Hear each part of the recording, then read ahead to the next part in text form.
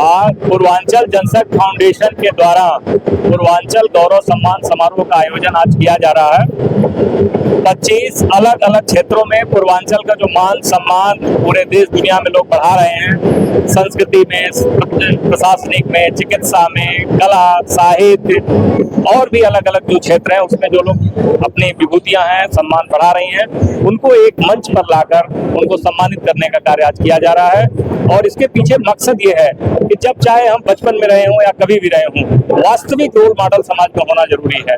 और ये जितनी भी विभूतियां आज सम्मानित हो रही हैं वो समाज की वास्तविक रोल मॉडल है। गोरखपुर तो गोरखनाथ की धरती है, बाबा देवरावा की धरती है, और पूर्वांचल की इतनी विरासतें हैं, इस पे बात किया जाए तो घंटों समय कम रहेगा। और पूर्वांचल के लोग इतने मेहनतकश हैं, पूरे भारत की जो बुनियाद आज है पूरे देश की, वो पूर्वांचल के लोगों पर ही टिकी। आपकी आवाज चैनल पे क्या बोलना चाहेंगे? बस यही है कि पूर्वांचल